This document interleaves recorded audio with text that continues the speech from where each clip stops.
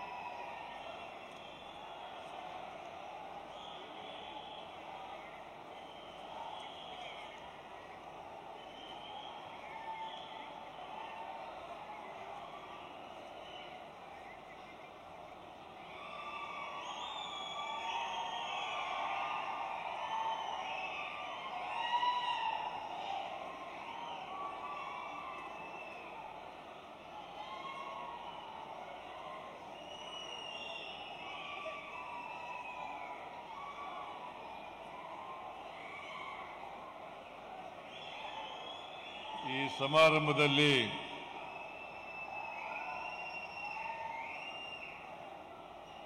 ಮುಖ್ಯ ಅತಿಥಿಗಳಾಗಿ ಭಾಗವಹಿಸಿರ್ತಕ್ಕಂಥ ಕೊಪ್ಪಳ ಜಿಲ್ಲಾ ಉಸ್ತುವಾರಿ ಸಚಿವರು, ಹಿಂದುಳಿದ ವರ್ಗಗಳ ಹಾಗೂ ಕನ್ನಡ ಮತ್ತು ಸಂಸ್ಕೃತಿ ಇಲಾಖೆಯ ಸಚಿವರಾದಂಥ ಶ್ರೀ ಶಿವರಾಜ್ ತಂಗಡಗಿಯವರೇ,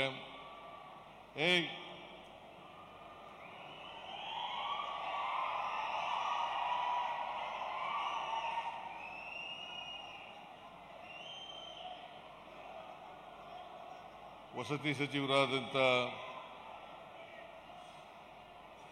ಶ್ರೀ ಜಮೀರ್ ಅಹಮದ್ ಖಾನ್ ಅವರೇ,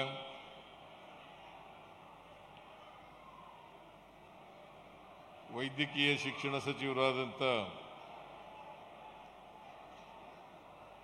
ಶ್ರೀ ಶರಣ್ ಪ್ರಕಾಶ್ ಪಾಟೀಲ್ ಅವರೇ,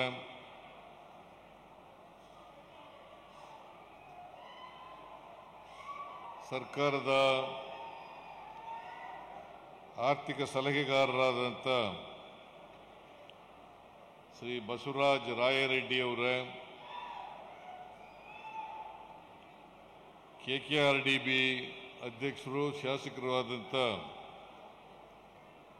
ಡಾಕ್ಟರ್ ಅಜಯ್ ಸಿಂಗ್ ಅವರೇ,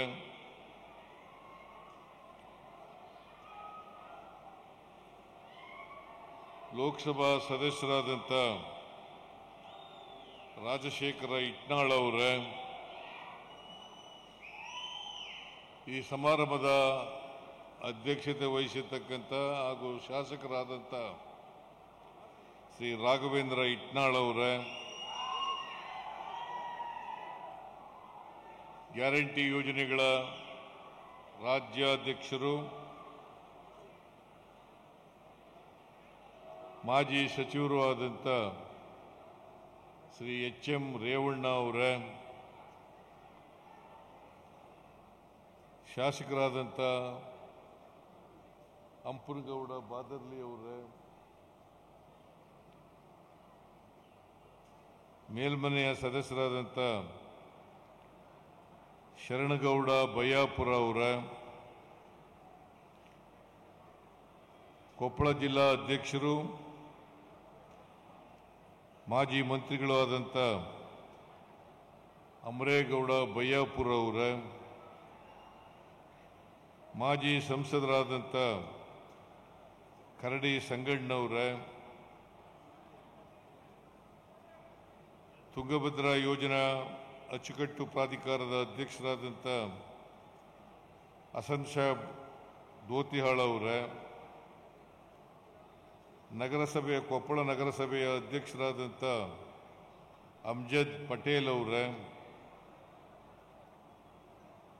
ಕೊಪ್ಪಳ ನಗರಾಭಿವೃದ್ಧಿ ಪ್ರಾಧಿಕಾರದ ಅಧ್ಯಕ್ಷರಾದಂಥ ಶ್ರೀ ಶ್ರೀನಿವಾಸ್ ಗುಪ್ತಾ ಅವರ,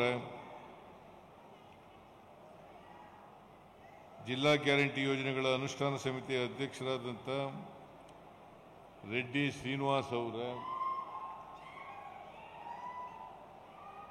ವೇದಿಕೆ ಮೇಲಿರ್ತಕ್ಕಂಥ ಎಲ್ಲ ಆಹ್ವಾನಿತ ಗಣ್ಯರೇ,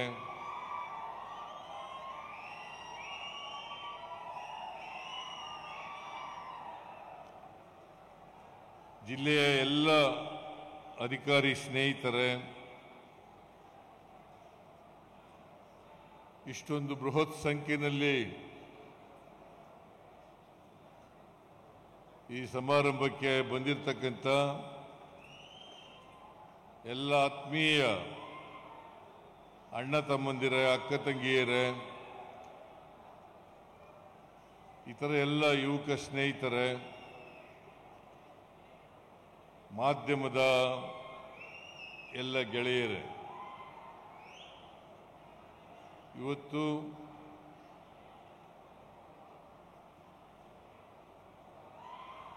ಜಿಲ್ಲಾ ಆಸ್ಪತ್ರೆಯ ಉದ್ಘಾಟನೆ ಮತ್ತು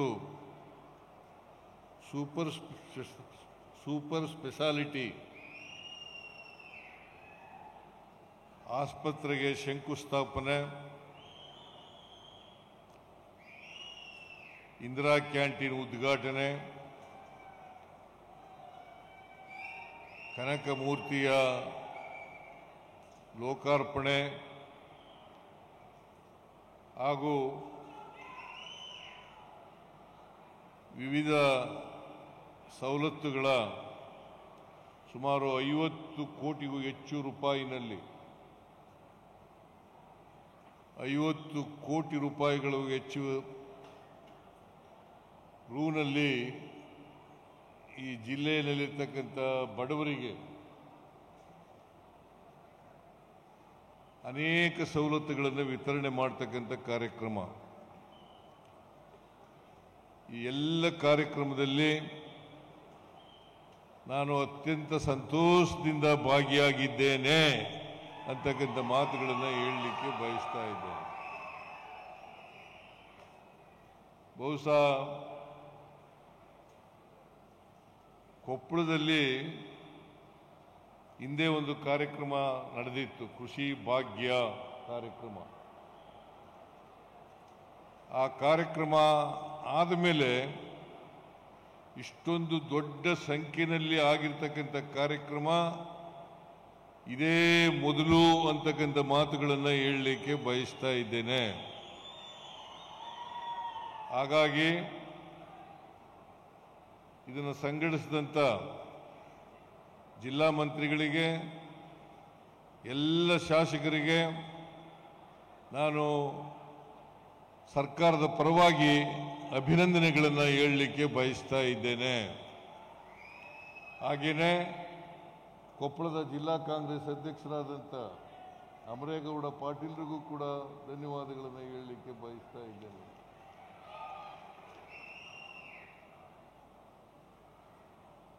ಈಗಾಗಲೇ ಶಿವರಾಜ್ ತಂಗಡಗಿಯವರು,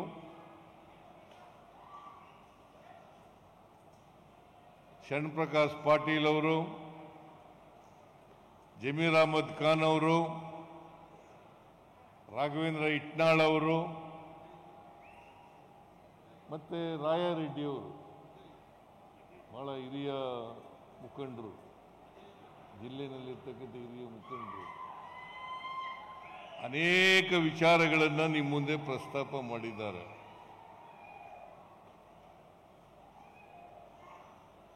ನನ್ನ ಭಾರವನ್ನು ಕಡಿಮೆ ಮಾಡಿದ್ದಾರೆ.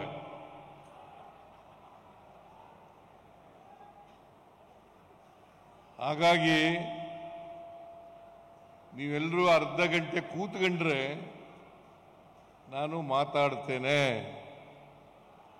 ಬಹುಶಃ ನೀವೆಲ್ಲ ಕೂತ್ಕೋತೀರಿ ಅಂತಕ್ಕಂಥದ್ದು ನನ್ನ ಭಾವನೆ. ನಾನು ಯಾವಾಗ ಕೊಪ್ಪಳಕ್ಕೆ ಬಂದರೂ ಕೂಡ ಅಪಾರವಾದಂಥ ಪ್ರೀತಿಯನ್ನ, ಅಭಿಮಾನವನ್ನ ಕೊಪ್ಪಳ ಜಿಲ್ಲೆಯ ಜನ ತೋರಿಸ್ತಾರೆ. ಅದಕ್ಕಾಗಿ ಕೊಪ್ಪಳ ಜಿಲ್ಲೆಯ ಎಲ್ಲ ಜನತೆಗೆ ಮತ್ತೊಮ್ಮೆ ಮಗದೊಮ್ಮೆ ನಮಸ್ಕಾರಗಳನ್ನು ಹೇಳಲಿಕ್ಕೆ ಬಯಸ್ತಾ ಇದ್ದೇನೆ. ನಾನು ಈ ಜಿಲ್ಲೆಗೆ ಬಂದಾಗ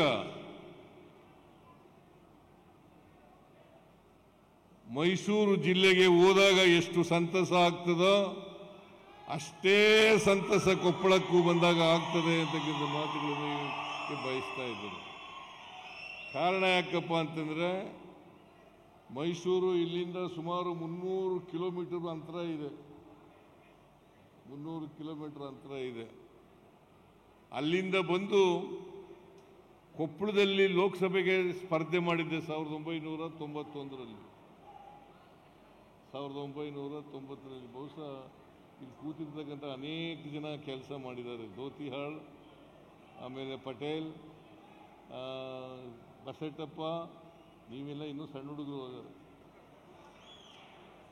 ರಾಯಾರೆಡ್ಡಿ, ಶಿವರಾಜ್ ತಂಗಡಿಗೆ ಇರಲಿಲ್ಲ, ನೀವು ಇರಲಿಲ್ಲ, ಅಮರೇಗೌಡ, ಅಂಪನಗೌಡ ಬಾದರ್ಲಿ, ಆಮೇಲೆ ಇವರಪ್ಪ ಇದ್ರು ಬಯಾಪುರ ಅವರಪ್ಪ, ಇವರೆಲ್ಲರೂ ಕೂಡ ಈ ಜಿಲ್ಲೆಯವನೇ ಅಭ್ಯರ್ಥಿ ಆಗಿದ್ದಾರೆ ಅಂತೇಳಿ ನಾನು ಹೊರಗಡೆ ಜಿಲ್ಲೆಯವನಾದರೂ ಕೂಡ ನಿಮ್ಮ ಅಭ್ಯರ್ಥಿಯಾಗಿ ಮಾಡಿಕೊಂಡು ನನಗೆ ಬಹಳ ಸ್ವಲ್ಪ ಅದರಲ್ಲಿ ಸೋಲ್ತಕ್ಕಂಥ ರೀತಿಯಲ್ಲಿ ನಾ ಗೆದ್ದಿದ್ದೆ. ಆದರೆ ಕೌಂಟಿಂಗ್ನಲ್ಲಿ ಸೋತೆ.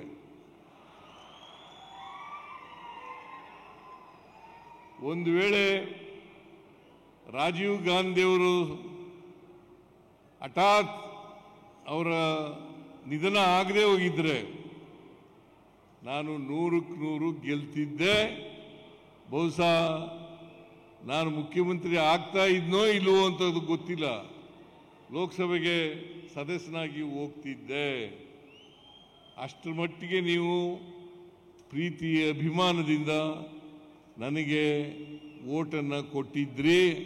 ಅದನ್ನು ಯಾವತ್ತೂ ಕೂಡ ಮರೀಲಿಕ್ಕೆ ಸಾಧ್ಯ ಇಲ್ಲ ಅಂತಕ್ಕಂಥ ಮಾತುಗಳನ್ನು ಹೇಳಲಿಕ್ಕೆ ಬಯಸ್ತಾ ಇದ್ದೇನೆ. ಆದ್ರಿಂದ ಕೊಪ್ಪಳ ಜಿಲ್ಲೆಗೆ ನಾನು ಬಹಳಷ್ಟು ಋಣವನ್ನು ತೀರಿಸಬೇಕಾಗಿದೆ. ಸ್ವಲ್ಪ ತೀರಿಸಿದ್ದೇನೆ. ಇನ್ನು ಮುಂದಿನ ದಿನಗಳಲ್ಲಿ ಉಳಿದ ಋಣವನ್ನು ಕೂಡ ತೀರಿಸ್ತಕ್ಕಂಥ ಕೆಲಸವನ್ನ ಮಾಡ್ತೇನೆ ಅಂತಕ್ಕಂಥ ಮಾತುಗಳನ್ನು ಹೇಳಲಿಕ್ಕೆ ಬಯಸ್ತಾ ಇದ್ದೇನೆ. ಇವತ್ತು ಸುಮಾರು 2,000 ಕೋಟಿ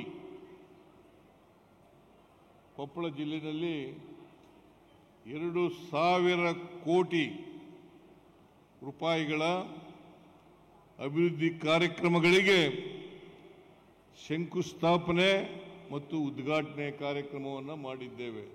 ನೀವೆಲ್ಲ ಇಲ್ಲಿ ನೋಡ್ತಾ ಇರಬಹುದು, ಬೋರ್ಡ್ಗಳು ಇದೆಯವಲ್ಲ, ಇವೆಲ್ಲವೂ ಕೂಡ ಜಿಲ್ಲೆಯಲ್ಲಿ ಅನೇಕ ತಾಲೂಕುಗಳಲ್ಲಿ ಅಭಿವೃದ್ಧಿ ಕೆಲಸಗಳಿಗೆ ಶಂಕುಸ್ಥಾಪನೆ ಮತ್ತು ಉದ್ಘಾಟನೆಯನ್ನು ಮಾಡಿದ್ದೇನೆ ಅಂತಕ್ಕಂಥ ಮಾತುಗಳನ್ನು ಹೇಳಲಿಕ್ಕೆ ಬಹಳ ಸಂತಸ ಆಗ್ತಾ ಇದೆ. ಇಷ್ಟೆಲ್ಲ ಅಭಿವೃದ್ಧಿ ಕೆಲಸಗಳನ್ನು ಮಾಡ್ತಾ ಇದ್ರು ಕೂಡ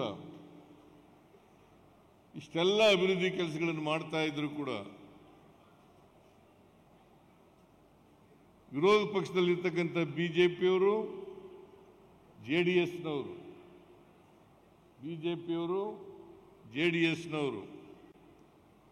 ಏನೂ ಅಭಿವೃದ್ಧಿ ಕೆಲಸಗಳಾಗ್ತಾ ಇಲ್ಲ. ಗ್ಯಾರಂಟಿ ಯೋಜನೆಗಳನ್ನು ಜಾರಿ ಕೊಟ್ಟ ಮೇಲೆ ಸರ್ಕಾರದಲ್ಲಿ ದುಡ್ಡಿಲ್ಲ, ಹಾಗಾಗಿ ಅಭಿವೃದ್ಧಿ ಕೆಲಸಗಳೆಲ್ಲ ನಿಂತೋಗಿದ್ದಾವೆ. ನಾನು ಅನೇಕ ಸಾರಿ ಹೇಳಿದ್ದೇನೆ, ಯಾವುದಾದರೂ ನಾನು ಜಿಲ್ಲೆಗೆ ಹೋದಾಗ ಕಾರ್ಯಕ್ರಮಕ್ಕೆ ಬರ್ರಿ, ನಿಮಗೆ ಗೊತ್ತಾಗ್ತದೆ. ಇವತ್ತು ಗ್ಯಾರಂಟಿ ಯೋಜನೆಗಳಿಗೆ ಹಣ ಖರ್ಚು ಮಾಡಿ ದುಡ್ಡಿಲ್ಲದೆ ಹೋದರೆ 2,000 ಕೋಟಿ ರೂಪಾಯಿಗಳ ಅಭಿವೃದ್ಧಿ ಕೆಲಸಗಳನ್ನು ಕೊಪ್ಪಳ ಜಿಲ್ಲೆಯಲ್ಲಿ ಮಾಡಲಿಕ್ಕೆ ಸಾಧ್ಯ ಆಯ್ತಿತ್ತಾ? ನೀವೇ ಉತ್ತರ ಕೊಡಬೇಕು. ವಿರೋಧ ಪಕ್ಷದವರಿಗೆ ನೀವೇ ಉತ್ತರ ಕೊಡಬೇಕು. ಇವತ್ತು ಗ್ಯಾರಂಟಿ ಯೋಜನೆಗಳಿಗೆ ಸುಮಾರು 1,00,000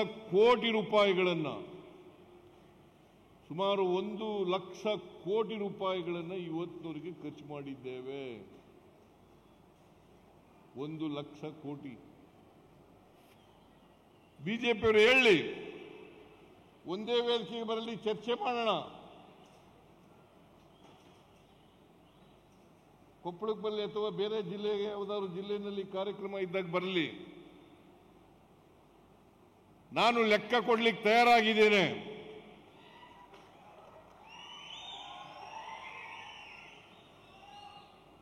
ಇವತ್ತು 1,00,000 ಕೋಟಿ ಗ್ಯಾರಂಟಿ ಯೋಜನೆಗಳಿಗೆ ಚಾಲನೆಯನ್ನು ಇವತ್ತು ಜಾರಿಯನ್ನ ಕೊಟ್ಟಿದ್ದೇವೆ, ನಾವು ಖರ್ಚು ಮಾಡಿದ್ದೇವೆ. ಶಕ್ತಿ ಯೋಜನೆ ಯಾವುದಾದರೂ ಸರ್ಕಾರ ನುಡಿದಂತೆ ನಡೆದ ಸರ್ಕಾರ ಇದ್ರೆ ಅದು ಕಾಂಗ್ರೆಸ್ ಸರ್ಕಾರ ಅಂತಕ್ಕಂಥ ಮಾತುಗಳನ್ನು ಹೇಳಲಿಕ್ಕೆ ಬಯಸ್ತಾ ಇದ್ದೇನೆ. ನುಡಿದಂತೆ ನಡೆದ ಸರ್ಕಾರ ಯಾವುದಾದ್ರು ಇದ್ರೆ ಅದು ಕಾಂಗ್ರೆಸ್ ಸರ್ಕಾರ, ಸಿದ್ದರಾಮಯ್ಯನವರ ನೇತೃತ್ವದ ಸರ್ಕಾರ ಅಂತಕ್ಕಂಥ ಮಾತುಗಳನ್ನು ಹೇಳಲಿಕ್ಕೆ ಬಯಸ್ತಾ ಇದ್ದೇನೆ. ಇವತ್ತು 2013ಕ್ಕಿಂತ ಹಿಂದೆ ಕೊಪ್ಪಳ ಹೆಂಗಿತ್ತು, ಇವತ್ತು ಹೆಂಗಿದೆ ಕೊಪ್ಪಳ? ಇದಕ್ಕೆಲ್ಲ ಯಾರು ದುಡ್ಡು ಕೊಟ್ಟವರು? ಅಭಿವೃದ್ಧಿಗೆ ದುಡ್ಡು ಕೊಟ್ಟವರು ಯಾರು ದುಡ್ಡು ಕೊಟ್ಟವರು? ಬಿಜೆಪಿಯವರು ಕೊಟ್ಟಿದ್ರ? ಕುಮಾರಸ್ವಾಮಿ ಕೊಟ್ಟಿದ್ರ? ಅವ್ರ ಕಾಲದಲ್ಲಿ, ಬಿಜೆಪಿಯವರ ಕಾಲದಲ್ಲಿ ಒಂದೇ ಒಂದು ಅಭಿವೃದ್ಧಿ ಕೆಲಸ ಮಾಡಲಿಲ್ಲ. ಜಮೀರ್ ಅಹಮದ್ ಖಾನ್ ಹೇಳ್ತಾ ಇದ್ರು ಈಗ ತಾನೆ, 4 ವರ್ಷ ಅಧಿಕಾರದಲ್ಲಿದ್ರು, 4 ವರ್ಷಗಳಲ್ಲಿ ಒಂದೇ ಒಂದು ಹೊಸ ಮನೆಯನ್ನು ಕೊಡಲಿಲ್ಲ. ಒಂದೇ ಒಂದು ಹೊಸ ಮನೆ ಕೊಡಲಿಲ್ಲ. ಕುಮಾರಸ್ವಾಮಿ ಅವರ ಕಾಲದಲ್ಲಿ ಹೊಸ ಮನೆ ಕೊಡಲಿಲ್ಲ. ಇವ್ರಿಗೆ ಯಾವ ನೈತಿಕ ಹಕ್ಕಿದೆ ಹೇಳಿ ನೋಡೋಣ? ಇದೇ ನರೇಂದ್ರ ಮೋದಿ ಅವರು, ದೇಶದ ಪ್ರಧಾನಮಂತ್ರಿಗಳು, ರಾಜಸ್ಥಾನದಲ್ಲಿ ಹೇಳಿದ್ರು, ನಾವು ಇದೆಲ್ಲ ಗ್ಯಾರಂಟಿ ಯೋಜನೆಗಳನ್ನು ಘೋಷಣೆ ಮಾಡಿದಾಗ, ಚುನಾವಣೆಗಿಂತ ಪೂರ್ವದಲ್ಲಿ ಘೋಷಣೆ ಮಾಡಿದಾಗ ಹೇಳಿದ್ರು, ಈ ಗ್ಯಾರಂಟಿ ಯೋಜನೆಗಳನ್ನು ಜಾರಿ ಮಾಡಲಿಕ್ಕೆ ಸಾಧ್ಯ ಇಲ್ಲ. ಒಂದು ವೇಳೆ ಜಾರಿ ಮಾಡಿದ್ರೆ ರಾಜ್ಯ ಸರ್ಕಾರ ಕರ್ನಾಟಕ ಆರ್ಥಿಕವಾಗಿ ದಿವಾಳಿ ಆಗಿಬಿಡ್ತದೆ ಅಂತ ಹೇಳಿದ್ರು. ಇವತ್ತು 2 ವರ್ಷ 4 ತಿಂಗಳಾಯ್ತು ನಾವು ಅಧಿಕಾರಕ್ಕೆ ಬಂದು. 2 ವರ್ಷ 4 ತಿಂಗಳು. ಈ 4 ತಿಂಗಳಲ್ಲಿ 1,00,000 ಕೋಟಿ ರೂಪಾಯಿಗಳನ್ನು ಗ್ಯಾರಂಟಿ ಯೋಜನೆಗಳಿಗೆ ಖರ್ಚು ಮಾಡಿದ್ದೀವಿ. ನೀವು ಹೇಳಿ, ಕೊಪ್ಪಳದಲ್ಲಿ ಎಷ್ಟು ದುಡ್ಡು ಖರ್ಚು ಮಾಡಿದ್ದೀವಿ? ಶಕ್ತಿ ಯೋಜನೆಗೆ ಎಷ್ಟು ಖರ್ಚು ಮಾಡಿದ್ದೀವಿ? ಅನ್ನಭಾಗ್ಯಕ್ಕೆ ಎಷ್ಟು ಖರ್ಚು ಮಾಡಿದ್ದೀವಿ? ಗೃಹಲಕ್ಷ್ಮಿಗೆ ಎಷ್ಟು ಖರ್ಚು ಮಾಡಿದ್ದೀವಿ? ಗೃಹ ಜ್ಯೋತಿ ಯೋಜನೆಗೆ ಎಷ್ಟು ಖರ್ಚು ಮಾಡಿದ್ದೀವಿ? ಯುವ ನಿಧಿಗೆ ಎಷ್ಟು ಖರ್ಚು ಮಾಡಿದ್ದೀವಿ? ಶಕ್ತಿ ಯೋಜನೆ ಇದಕ್ಕೆ ಇವತ್ತಿನವರೆಗೆ 14,394 ಕೋಟಿಗಳನ್ನು ಖರ್ಚು ಮಾಡಿದ್ದೇವೆ. ಮಹಿಳೆಯರು ಕೂತಿದ್ದಾರೆ.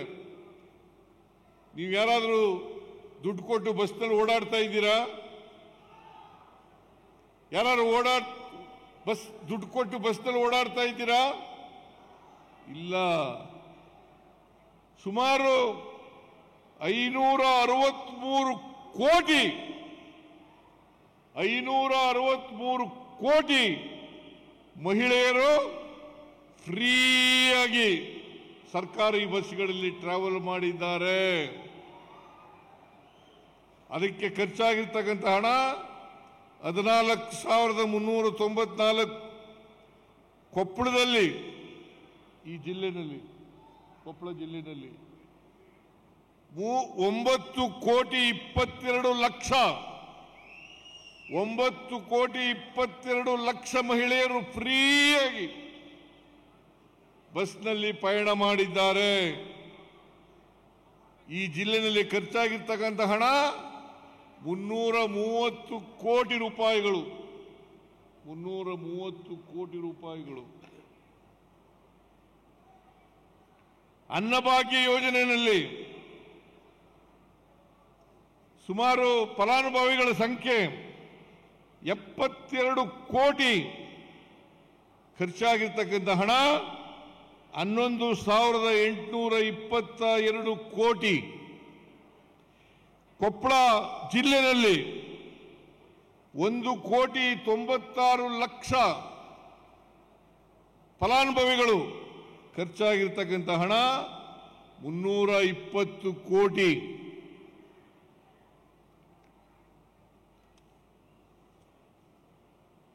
ಗೃಹ ಜ್ಯೋತಿನಲ್ಲಿ 1,63,00,000 ಮನೆಗಳಿಗೆ ಕರೆಂಟ್ ಕೊಟ್ಟಿದ್ದೀವಿ.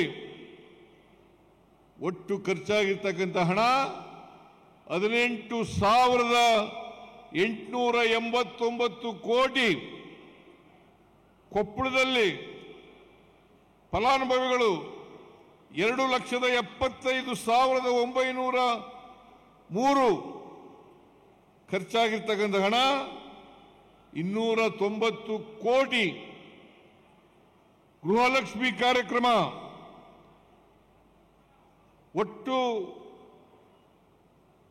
ಕುಟುಂಬದ ಯಜಮಾನಿಯರು ಇರ್ತಕ್ಕಂಥದ್ದು, ಬೆನಿಫಿಷಿಯರಿ ಇರ್ತಕ್ಕಂಥದ್ದು ಫಲಾನುಭವಿಗಳು 1,24,00,000.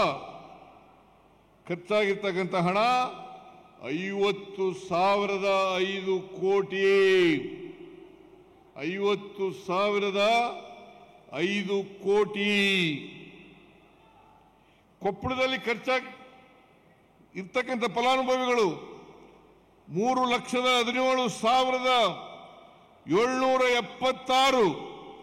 ಖರ್ಚಾಗಿರ್ತಕ್ಕಂಥ ಹಣ 1,283 ಕೋಟಿ. ಯುವ ನಿಧಿ ಪ್ರಾರಂಭವಾದಂಥ ದಿನಾಂಕ 12/1/2024. ಒಟ್ಟು ರಾಜ್ಯದಲ್ಲಿ ಬೆನಿಫಿಷಿಯರಿ ಇರ್ತಕ್ಕಂಥದ್ದು, ಫಲಾನುಭವಿಗಳಿರ್ತಕ್ಕಂಥದ್ದು 2,77,000. ಖರ್ಚಾಗಿರ್ತಕ್ಕಂಥದ್ದು 700 ಕೋಟಿ. ಕೊಪ್ಪಳದಲ್ಲಿ 8,711 ಕೋಟಿ ಫಲಾನುಭವಿಗಳು. ಖರ್ಚಾಗಿರ್ತಕ್ಕಂಥದ್ದು 21,012 ಕೋಟಿ. ಒಟ್ಟು 1,00,000 ಕೋಟಿ ರೂಪಾಯಿಗಳನ್ನು ಖರ್ಚು ಮಾಡಿದ್ದೀವಿ. ಈಗ ಹೇಳಬೇಕು, ವಿರೋಧ ಪಕ್ಷದವರು ಹೇಳಬೇಕು, ದುಡ್ಡಿಲ್ಲ, ರಾಜ್ಯ ಸರ್ಕಾರ ದಿವಾಳಿ ಆಗ್ಬಿಡ್ತದೆ, ಆರ್ಥಿಕವಾಗಿ ದಿವಾಳಿ ಆಗಿದೆಯಾ ನಮ್ಮ ಸರ್ಕಾರ? ಇವರು ಯೋಗ್ಯತೆಗೆ ನಾವು ಆಸ್ಪತ್ರೆ ನಾನೇ ಶಂಕುಸ್ಥಾಪನೆ ಮಾಡಿದ್ದು, ಇವತ್ತು ನಾನೇ ಉದ್ಘಾಟನೆ ಮಾಡಿದ್ದೀನಿ. ಇವರು 4 ವರ್ಷ ಅಧಿಕಾರದಲ್ಲಿ ಇದ್ರಲ್ಲ, ಈ 4 ವರ್ಷದಲ್ಲಿ ಏನ್ ಮಾಡಿದ್ರು? ಆಸ್ಪತ್ರೆಗೆ ಏನ್ ಮಾಡಿದ್ರು? ಸೂಪರ್ ಸ್ಪೆಷಾಲಿಟಿ ಆಸ್ಪತ್ರೆ ಮಾಡಿದ್ರ?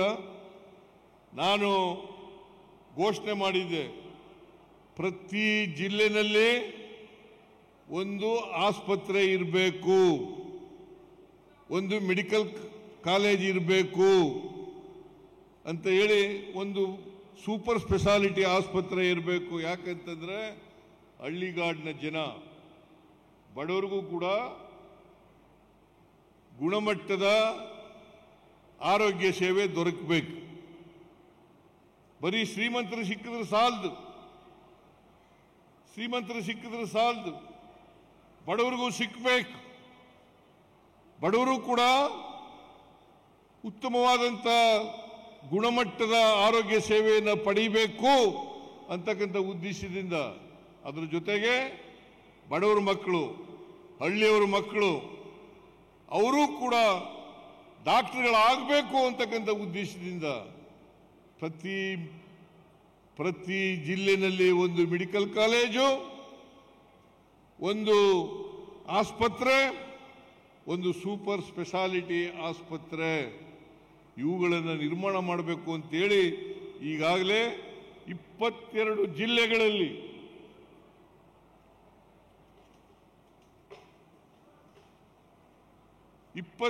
ಜಿಲ್ಲೆಗಳಲ್ಲಿ ಪ್ರಾರಂಭ ಮಾಡಿದ್ದೇವೆ. ಇನ್ನು ಉಳಿದಿರ್ತಕ್ಕಂಥ ಜಿಲ್ಲೆಗಳಲ್ಲಿಯೂ ಕೂಡ ಮಾಡ್ತೇವೆ ಅಂತಕ್ಕಂಥ ಮಾತುಗಳನ್ನು ಹೇಳಲಿಕ್ಕೆ ಬಯಸ್ತಾ ಇದ್ದೇನೆ. ಈ ವರ್ಷ 25-26ರಲ್ಲಿ ಬಜೆಟ್ನಲ್ಲಿ ಘೋಷಣೆ ಮಾಡಿದ್ದೇನೆ. ನಾನು ಬಾಗಲಕೋಟೆನಲ್ಲಿ ಮೆಡಿಕಲ್ ಕಾಲೇಜ್ ಆಗಬೇಕು, ಕೋಲಾರ, ಮಂಗಳೂರಿನಲ್ಲಿರ್ತಕ್ಕಂಥ ಮಂಗಳೂರು ಜಿಲ್ಲೆಯಲ್ಲಿ ಯಾವುದಾದ್ರು ತಾಲೂಕು, ಪುತ್ತೂರಿನಲ್ಲಿ ಗೌರ್ಮೆಂಟ್ ಮೆಡಿಕಲ್, ಯಾಕಂದ್ರೆ ಮಂಗಳೂರಿನಲ್ಲಿ ಅನೇಕ ಕಾಲೇಜುಗಳಿದ್ದಾವೆ, ಆಸ್ಪತ್ರೆಗಳಿದ್ದಾವೆ. ಅದಕ್ಕೋಸ್ಕರ ಪುತ್ತೂರಿನಲ್ಲಿ ಗೌರ್ಮೆಂಟ್ ಮೆಡಿಕಲ್ ಕಾಲೇಜನ್ನು ಮಾಡಬೇಕು, ಆಸ್ಪತ್ರೆಯನ್ನು ಮಾಡಬೇಕು ಅಂತೇಳಿ ತೀರ್ಮಾನ ಮಾಡಿರ್ತಕ್ಕಂಥದ್ದು. ಇದು ಕೋಲಾರದಲ್ಲೂ ಕೂಡ ಮಾಡ್ತೇವೆ, ಬಾಗಲಕೋಟೆನಲ್ಲೂ ಕೂಡ ಮಾಡ್ತೇವೆ, ಉಳಿದ ಎಲ್ಲ ಜಿಲ್ಲೆಗಳಲ್ಲೂ ಕೂಡ ಮಾಡ್ತೇವೆ ಅಂತಕ್ಕಂಥ ಮಾತುಗಳನ್ನು ಹೇಳಿದ್ದೇವೆ. ಅದರಿಂದ ಬಿಜೆಪಿಯವರು ಏನೂ ಕೆಲಸ ಮಾಡದೆ ಅಧಿಕಾರದಲ್ಲಿ ಇದ್ದಾಗ ಬರೀ ಸುಳ್ಳುಗಳನ್ನು ಆರೋಪಗಳನ್ನು ಮಾಡ್ತಕ್ಕಂಥದ್ದು, ಸುಳ್ಳು ಆರೋಪಗಳನ್ನು ಮಾಡ್ತಕ್ಕಂಥದ್ದು, ಸುಳ್ಳು ಆಪಾದನೆಗಳನ್ನು ಮಾಡ್ತಕ್ಕಂಥದ್ದು ಇದು ಬಿಜೆಪಿಯವರ ಹುಟ್ಟು ಗುಣ. ಸುಳ್ಳು ಹೇಳ್ತಾ ಇದ್ದಾರೆ, ಸುಳ್ಳೇ ಅವರ ಮನೆ ದೇವರು.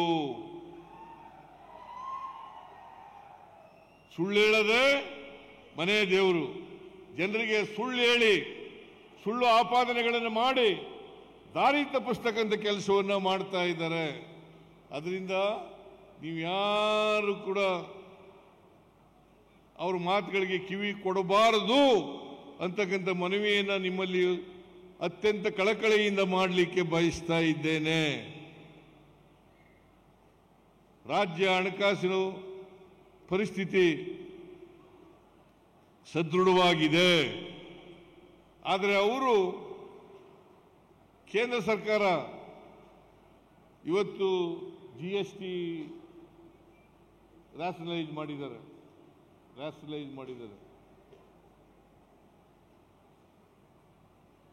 2017ರಲ್ಲಿ GST ಜಾರಿಗೆ ಬಂತು. 2017 ಯಾರು ಜಾರಿ ಮಾಡಿದವರು? ಇದೇ ನರೇಂದ್ರ ಮೋದಿಯವರು. ಅವತ್ತು ರೇಟ್ಗಳನ್ನೆಲ್ಲ ಹಾಕಿದವರು ಯಾರು? ಇದೇ ನರೇಂದ್ರ ಮೋದಿಯವರು. 8 ವರ್ಷಗಳ ಕಾಲ ಆದಮೇಲೆ ಇವತ್ತು ರ್ಯಾಷನಲೈಸ್ ಮಾಡಿ ಬೆನ್ನು ತಟ್ಟುಕೊಳ್ತಕ್ಕಂಥ ಕೆಲಸವನ್ನು ಮಾಡಿದ್ದಾರೆ. 8 ವರ್ಷಗಳ ಕಾಲ ಜನರಿಂದ ಸುಲಿಗೆಯನ್ನು ಮಾಡಿ ಇವತ್ತು ನಾವು ಏನು ದೊಡ್ಡ ಉಪಕಾರವನ್ನು ಮಾಡಿದ್ದೀವಿ ಈ ದೇಶದ ಜನರಿಗೆ ಅಂತೇಳಿ ಬೆನ್ನು ತಟ್ಟುಕೊಳ್ತಕ್ಕಂಥ ಕೆಲಸವನ್ನು ಮಾಡಿದ್ದಾರೆ.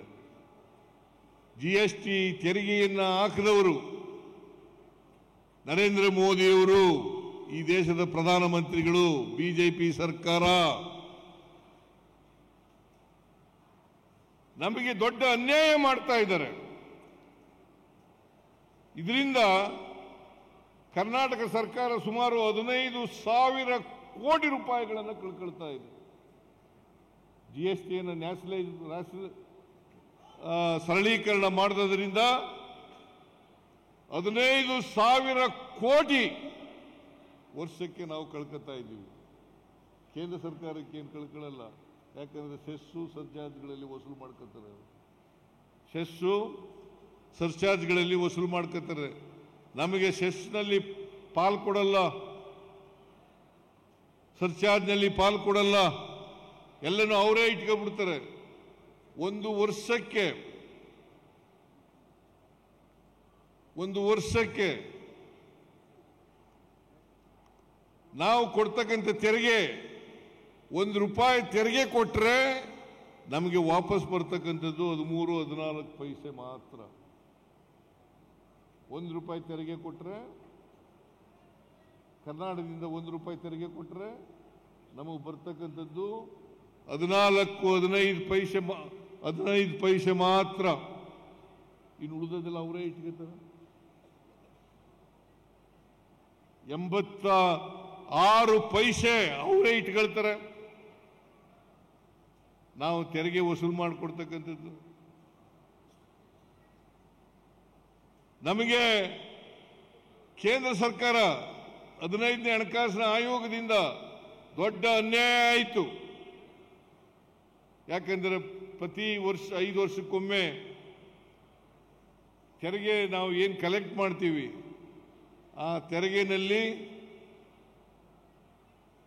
ಕೇಂದ್ರ ಸರ್ಕಾರಕ್ಕೆ ಎಷ್ಟಿರಬೇಕು, ರಾಜ್ಯಗಳಿಗೆ ಎಷ್ಟಿರಬೇಕು ಅಂತೇಳಿ ಫೈನಾನ್ಸ್ ಕಮಿಷನ್ನು ಶಿಫಾರಸು ಮಾಡ್ತದೆ. ಅದರ ಪ್ರಕಾರ 14ನೇ ಹಣಕಾಸಿನ ಆಯೋಗದಲ್ಲಿ ನಮಗೆ ಪರಿಸ್ಥಿತಿ ಚೆನ್ನಾಗಿತ್ತು. ಆದರೆ 15ನೇ ಹಣಕಾಸು ನರೇಂದ್ರ ಮೋದಿಯವರು ಬಂದ ಮೇಲೆ ಆಗಿರ್ತಕ್ಕಂಥದ್ದು. ಈ 15ನೇ ಹಣಕಾಸಿನ ಆಯೋಗದಿಂದ ನಮಗೆ ನಷ್ಟ ಆಯಿತು. ಈ ನಷ್ಟದ ಪರಿಹಾರಕ್ಕೋಸ್ಕರ 15ನೇ ಹಣಕಾಸಿನವರು 5,495 ಕೋಟಿ ರೂಪಾಯಿಗಳನ್ನು ನಮಗೆ ವಿಶೇಷ ಅನುದಾನವಾಗಿ ಕೊಟ್ಟಿದ್ರು. ಇವರೆಲ್ಲ ಬಹುಶಃ ಬಹಳ ಜನ ಎಂಪಿಗಳು ಕರ್ನಾಟಕದಿಂದ ಗೆದ್ದೋಗಿದ್ದಾರೆ ಬಿಜೆಪಿಯಿಂದ. ಹೇಳಬೇಕು, ಅವರು ಒಂದು ದಿನ ಪಾರ್ಲಿಮೆಂಟ್ನಲ್ಲಿ ಮಾತಾಡಲಿಲ್ಲ. ಒಂದು ದಿನ 5,495 ಕೋಟಿ,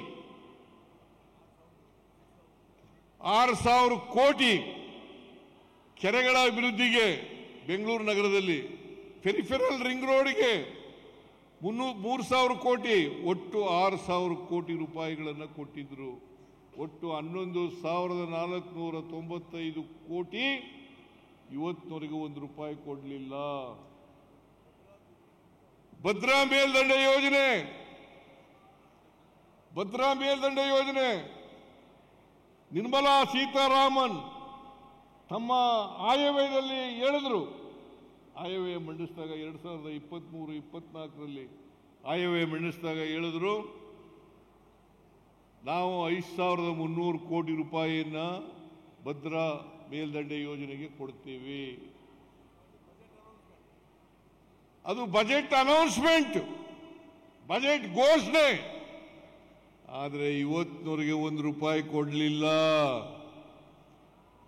ನಾನು 4-5 ಸಾರಿ ಭೇಟಿ ಮಾಡಿ ಪ್ರಧಾನಮಂತ್ರಿಗಳಿಗೆ, ಅಮಿತ್ ಶಾ ಅವರಿಗೆ, ನಿರ್ಮಲಾ ಸೀತಾರಾಮನ್ ಅವರಿಗೆ ಭೇಟಿ ಮಾಡಿ ಹೇಳಿದೆ, ಅಮ್ಮ ಕರ್ನಾಟಕಕ್ಕೆ ಕೊಡಿ, ಇವತ್ತಿನವರೆಗೆ ಕೊಟ್ಟಿಲ್ಲ. ಇಷ್ಟಾದರೂ ಕೂಡ 370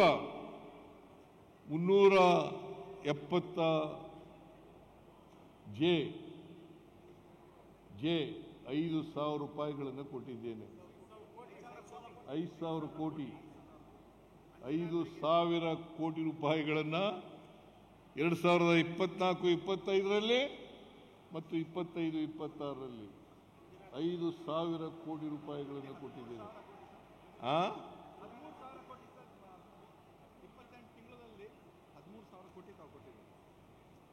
ಇಲ್ಲಿವರೆಗೆ 13,000 ಕೋಟಿ ರೂಪಾಯಿಗಳನ್ನು ಕಲ್ಯಾಣ ಕರ್ನಾಟಕಕ್ಕೆ ಕೊಟ್ಟಿದ್ದೇನೆ. 13,000 ಕೋಟಿ ರೂಪಾಯಿಗಳನ್ನು. ಹೇಳಿ, ಈಗ ನೀವು ಹೇಳಿ, ನಾವು ಅನ್ಯಾಯ ಮಾಡ್ತಾ ಇದ್ದೀವ?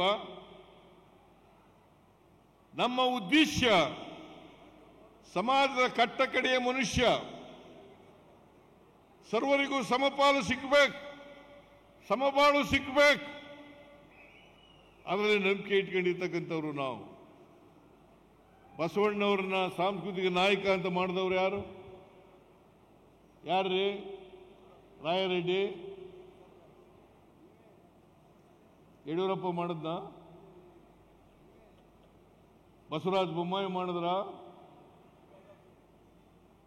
ಎಲ್ಲ ಸರ್ಕಾರಿ ಕಚೇರಿಗಳಲ್ಲಿ ಬಸವಣ್ಣವರ ಫೋಟೋ ಇರಬೇಕು ಅಂತೇಳಿ ತೀರ್ಮಾನ ಮಾಡಿ ಆದೇಶ ಮಾಡಿದವರು ಕಾಂಗ್ರೆಸ್ ಸರ್ಕಾರ, ಸಿದ್ದರಾಮಯ್ಯನವರ ಸರ್ಕಾರ.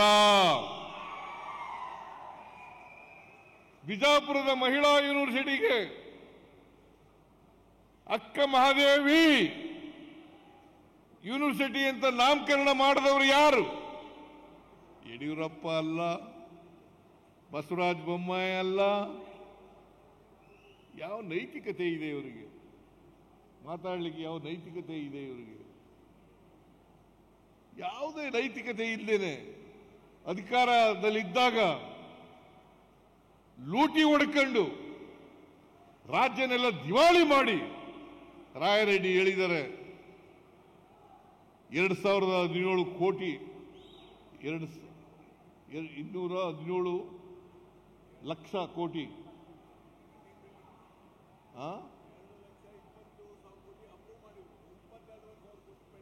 217 ಲಕ್ಷ ಕೋಟಿ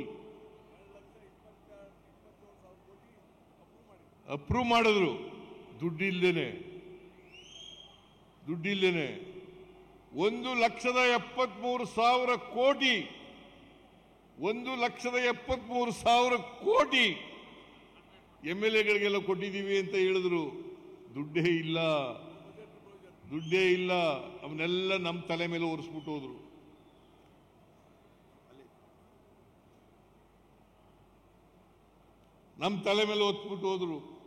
ಅದನ್ನೆಲ್ಲ ತೀರಿಸ್ತಕ್ಕಂಥ ಜವಾಬ್ದಾರಿ ನಮ್ಮ ಮೇಲೆ ಬಿದ್ದಿದೆ.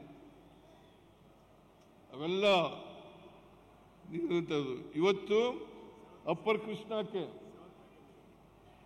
ಕೃಷ್ಣಕ್ಕೆ ಸುಮಾರು 70ರಿಂದ 80 ಸಾವಿರ ಕೋಟಿ 70ರಿಂದ 80 ಸಾವಿರ ಕೋಟಿಯನ್ನ ನಾವು ಮಾಡ್ತೇವೆ, ರೈತರಿಗೆ ಪರಿಹಾರ ಕೊಡ್ತೇವೆ ಅಂತಕ್ಕಂಥ ಮಾತುಗಳನ್ನು ಹೇಳಿದ್ದೇನೆ. ಈ ಸಾರಿ ಮಳೆ ಆಯಿತು, ಮಳೆ ಜಾಸ್ತಿ ಆಗಿದೆ. ಹೆಚ್ಚಾಗಿ 95% ಉತ್ತರ ಕರ್ನಾಟಕದ ಜಿಲ್ಲೆಗಳಲ್ಲಿ ಆಗಿದೆ. 95% ಉತ್ತರ ಕರ್ನಾಟಕ ಸುಮಾರು 10 ಲಕ್ಷ ಹೆಕ್ಟೇರ್ಗೂ ಹೆಚ್ಚು ಬೆಳೆ ಹಾನಿಯಾಗಿದೆ. ನಾವು ತೀರ್ಮಾನ ಮಾಡಿದ್ದೀವಿ. ನಾನು 4 ಜಿಲ್ಲೆಗಳಲ್ಲಿ ವೈಮಾನಿಕ ಸಮೀಕ್ಷೆಯನ್ನು ಮಾಡಿದೆ. ಬೀದರ್, ಯಲಬುರ್ಗಾ, ಯಾದಗಿರಿ ಮತ್ತು ವಿಜಯಪುರ 4 ಜಿಲ್ಲೆಗಳನ್ನು ಮಾಡಿದೆ. ಅವತ್ತು ಘೋಷಣೆ ಮಾಡಿದ್ದೀನಿ 8,500 ಕೋಟಿ 8,500 ರೂಪಾಯಿ 8,500 ರೂಪಾಯಿಯನ್ನ ಹೆಚ್ಚುವರಿಯಾಗಿ ಕೊಡ್ತೇನೆ. NDRFನಲ್ಲಿ ಬರೋದು ಜೊತೆಗೆ ಪ್ರತಿ ಖುಷ್ಕಿ ಜಮೀನಿಗೆ, ನೀರಾವರಿ ಜಮೀನಿಗೆ, ಬಹು ಬೆಳೆಗೆ 8,500 ರೂಪಾಯಿಗಳನ್ನು ಕೊಡ್ತೇನೆ ಅಂತ ಹೇಳಿದ್ದೇನೆ. ಖುಷ್ಕಿ 1 ಎಕರೆ ಖುಷ್ಕಿ ಜಮೀನಿನಲ್ಲಿ ಯಾರು ಬೆಳೆ ಹಾನಿಯಾಗಿದೆ ಅವರಿಗೆ 1 ಹೆಕ್ಟೇರ್ ಪ್ರದೇಶಕ್ಕೆ 17,000 ರೂಪಾಯಿ ಬರ್ತದೆ. ನೀರಾವರಿ ಜಮೀನಿಗೆ 1 ಹೆಕ್ಟೇರ್ ಜಮೀನಿಗೆ ಬೆಳೆ ಹಾನಿಯಾಗಿದ್ರೆ 21,500 ರೂಪಾಯಿ ಬರುತ್ತದೆ. ಜೊತೆಗೆ ಮಲ್ಟಿ ಪೆರೇನಿಯಲ್ ಕ್ರಾಪ್ಸ್ ಇವಕ್ಕೆ ಬೆಳೆ ಹಾನಿಯಾಗಿದ್ರೆ 1 ಹೆಕ್ಟೇರ್ಗೆ 31,000 ರೂಪಾಯಿ ಬರ್ತದೆ. 31,000 ರೂಪಾಯಿ ಬರ್ತದೆ. ಇದನ್ನ ಯಾರು ಕೊಡ್ತಾರೆ? ನಮ್ಮ ಸರ್ಕಾರ ಅಲ್ಲ, ದಿವಾಳಿ ಆಗಿರೋ ಸರ್ಕಾರದಲ್ಲಿ ಕೊಡ್ಲಿಕ್ಕೆ ಸಾಧ್ಯನಾ? ದುಡ್ಡಿಲ್ಲದೆ ಹೋದ್ರೆ ಕೊಡಲಿಕ್ಕೆ ಸಾಧ್ಯನಾ?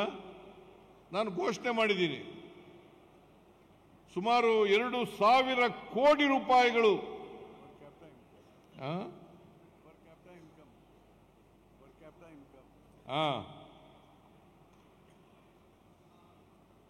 ಈ ಗ್ಯಾರಂಟಿ ಯೋಜನೆಗಳನ್ನು ಮಾಡಿದ ಮೇಲೆ ಅನೇಕ ತಜ್ಞರ ಅಭಿಪ್ರಾಯಗಳು, ವರದಿಗಳು ಬಂದಿದ್ದಾವೆ.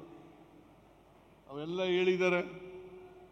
ಇವತ್ತು ಪರ್ ಕ್ಯಾಪಿಟಾ ಇನ್ಕಮ್, ತಲಾ ಆದಾಯ ಇಡೀ ದೇಶದಲ್ಲಿ ಕರ್ನಾಟಕ ನಂಬರ್ 1.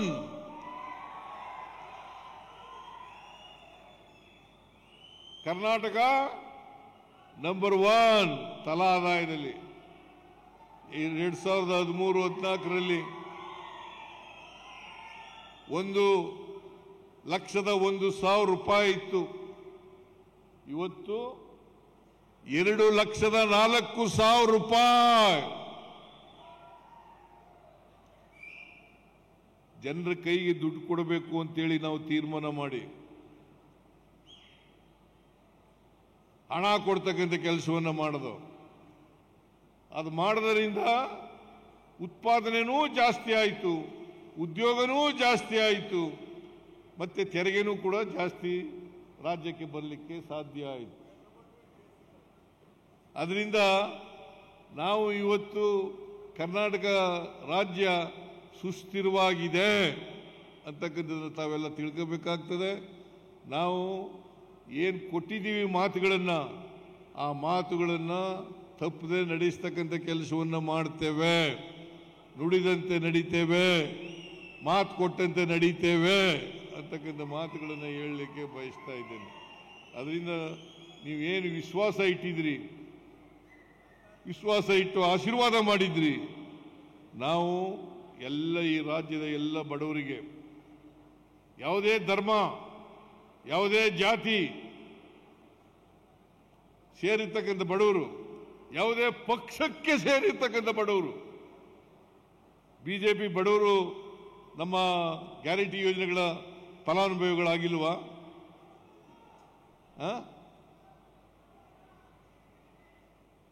ಹಿಂದೂಗಳಾಗಿಲ್ವಾ? ಮುಸಲ್ಮಾನರಾಗಿಲ್ವಾ? ಕ್ರಿಶ್ಚಿಯನ್ರಾಗಿಲ್ವಾ? ಜೈನರಾಗಿಲ್ವಾ? ಬೌದ್ಧರಾಗಿಲ್ವಾ? ಎಲ್ಲ ಆಗಿದ್ದಾರೆ.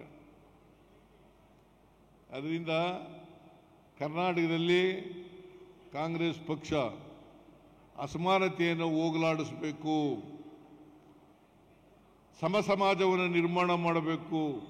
ಏನು ಬಸವಣ್ಣವರು ಹೇಳಿದ್ರು, ವರ್ಗರಹಿತ ಜಾತಿರಹಿತ ಸಮಾಜವನ್ನು ನಿರ್ಮಾಣ ಮಾಡಬೇಕು, ಮೌಢ್ಯಗಳು ಇಲ್ಲದೇ ಇರ್ತಕ್ಕಂಥ ಸಮಾಜವನ್ನು ನಿರ್ಮಾಣ ಮಾಡಬೇಕು, ಮೂಢನಂಬಿಕೆಗಳು ಇಲ್ಲದೇ ಇರ್ತಕ್ಕಂಥ ಸಮಾಜವನ್ನು ನಿರ್ಮಾಣ ಮಾಡಬೇಕು. ಆಮೇಲೆ ಯಲಬುರ್ಗಾದಲ್ಲಿ ಕೆರೆ ತುಂಬಿಸ್ತಕ್ಕಂಥ ಕೆಲಸ ನೀನ್ ಬರ್ಕೊಟ್ಟ.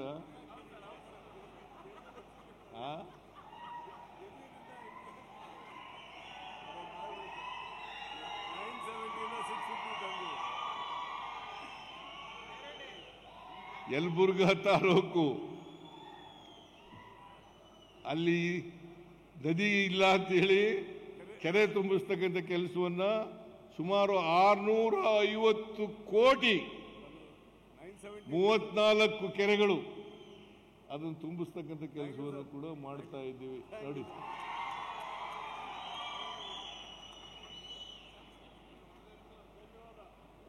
ಇವೆಲ್ಲ ಈಗ ಗಂಗಾವತಿನಲ್ಲಿ ಕೆರೆ ತುಂಬಿಸ್ತಕ್ಕಂಥ ಕಾರ್ಯಕ್ರಮ ಮಾಡ್ತಾ ಇದ್ದೀವಿ. ಆಗಿದೆಯಲ್ಲ, ಇವೆಲ್ಲ ಏನ್ರಪ್ಪ MDಗಳು ಗಂಗಾವತಿನಲ್ಲಿ ಕೆರೆ ತುಂಬಿಸ್ತಕ್ಕಂಥದ್ದು ನೀವೇ ಮಾಡ್ತಾ ಇದ್ದೀರಾ?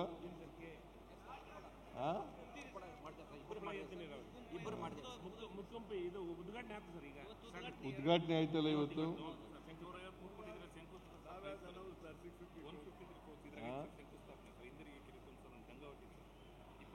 ಇನ್ನೊಂದು ಇವತ್ತು ಶಂಕುಸ್ಥಾಪನೆ ಆಗಿದೆ. ಇವತ್ತು ಮುಕ್ಕುಂಬಿ ಕೆರೆ ಶಂಕುಸ್ಥಾಪನೆ ಮಾಡಿದ್ದೇವೆ. ಆದ್ರಿಂದ ಯಾವ್ದಾದ್ರು ಅಭಿವೃದ್ಧಿ ಕೆಲಸಗಳು ನಿಲ್ಲಿಸಿದೀವ? ಕಾಂಗ್ರೆಸ್ ಸರ್ಕಾರ ಮಾತ್ರ. ಈಗ ನಾನು ಹಿಂದೆ 2013ರಿಂದ 2018ರವರೆಗೆ ಇದ್ದಾಗ ಏನು ರಸ್ತೆಗಳಿಗೆಲ್ಲ ನಾವು ಮಾಡಿದ್ದೋ ಆ ರಸ್ತೆಗಳು ಬಿಟ್ಟರೆ ಮತ್ತೆ ಒಂದು ಇಡೀ ಮಣ್ಣು ಕೂಡ ಹಾಕಿಲ್ಲ ರಸ್ತೆಗಳಿಗೆ, ಒಂದು ಇಡೀ ಮಣ್ಣು ಕೂಡ ಹಾಕಿಲ್ಲ. ಇವರು ಬಿಜೆಪಿಯವರು ಮನೆ ಇದ್ದಾರಲ್ಲ, ಇವರು ಬರೀ ಸುಳ್ಳು ಹೇಳ್ಕೊಂಡು ಅಪಪ್ರಚಾರ ಮಾಡ್ಕೊಂಡು ಬರೀ ಸುಳ್ಳು ಹೇಳೋದು ಅಷ್ಟೇ, ಆರೋಪಗಳನ್ನು ಮಾಡೋದು. ಯಾಕಂತಂದ್ರೆ ಈ ಅಶೋಕ ಇದ್ದಾರಲ್ಲ, ಈ ವಿರೋಧ ಪಕ್ಷದ ನಾಯಕ, ಅವರು ಬಿಜೆಪಿಯವರು ಏನು ಬರ್ಕೊಡ್ತಾರೆ ಅದನ್ನು ಓದೋದು ಅಷ್ಟೇ. RSSನವರು ಏನು ಬರ್ಕೊಡ್ತಾರೆ ಅದು ಓದೋದು, ಅದು ಬಿಟ್ಟರೆ ಬೇರೆ ಏನೂ ಮಾಡಲ್ಲ. ಅದರಿಂದ ದಯಮಾಡಿ ನಿಮ್ಮಲ್ಲಿ ಕೈ ಮುಗಿದು ಪ್ರಾರ್ಥನೆ ಮಾಡ್ತೀನಿ, ಬಿಜೆಪಿಯವರ ಮಾತುಗಳಿಗೆ ಕಿವಿ ಕೊಡಬೇಡಿ. ಇದು ನಿಮ್ಮ ಸರ್ಕಾರ, ಜನರ ಸರ್ಕಾರ. ಕಾಂಗ್ರೆಸ್ ಸರ್ಕಾರ ನಿಮ್ಮ ಸರ್ಕಾರ, ಜನತೆಯ ಸರ್ಕಾರ. ಜನರ ಆಶೀರ್ವಾದ ನಮ್ಮ ಮೇಲೆ ಇರೋವರೆಗೆ ನಾವು ಜನಪರವಾದಂಥ ಕೆಲಸಗಳನ್ನು ಮಾಡ್ತೇವೆ ಅಂತಕ್ಕಂಥ ಮಾತುಗಳನ್ನು ಹೇಳಿ ನಾನು ಹೆಚ್ಚು ಮಾತನಾಡಲಿಕ್ಕೆ ಹೋಗಲ್ಲ. ಬಹಳಷ್ಟು ವಿಚಾರಗಳಿದ್ದಾವೆ ಹೇಳಲಿಕ್ಕೆ, ಆ ವಿಚಾರಗಳನ್ನೆಲ್ಲ ಹೇಳಲಿಕ್ಕೆ ಹೋಗಲ್ಲ. ಆಗಲೇ ಊಟದ ಸಮಯ ಆಗಿದೆ. ಭಾಳ ಜನ ಊರುಗಳಿಗೆ ಹೋಗ್ತಕ್ಕಂಥ ಕೆಲಸ ಮಾಡ್ತಾ ಇದ್ದಾರೆ, ಊರುಗಳಿಗೆ ಖಾಲಿ ಮಾಡಿಬಿಟ್ಟಿದ್ದಾರೆ. ಅದರಿಂದ ನನ್ನ ಭಾಷಣವನ್ನು ಮೊಟಕುಗೊಳಿಸಿ ಕರ್ನಾಟಕದ ಜನರ ಅಭಿವೃದ್ಧಿ ಮಾಡತಕ್ಕಂಥ ಕೆಲಸವನ್ನು ನಾವು ಇಲ್ಲಿವರೆಗೆ ಮಾಡಿದ್ದೇವೆ, ಮುಂದೆಯೂ ಕೂಡ ಮಾಡ್ತೇವೆ ಅಂತಕ್ಕಂಥ ಮಾತುಗಳನ್ನು ಹೇಳಿ ನಿಮ್ಮೆಲ್ಲರ ಆಶೀರ್ವಾದ ಇದೇ ರೀತಿ ಮುಂದುವರಿಯಲಿ ಅಂತಕ್ಕಂಥ ಮಾತುಗಳನ್ನು ಹೇಳಿ ನಿಮ್ಮೆಲ್ಲರಿಗೂ ನಮಸ್ಕಾರ ಮಾಡಿ ನನ್ನ ಮಾತುಗಳನ್ನು ಮುಗಿಸ್ತೇನೆ. ಜೈ ಹಿಂದ್, ಜೈ ಕರ್ನಾಟಕ, ಜೈ ಸಂವಿಧಾನ.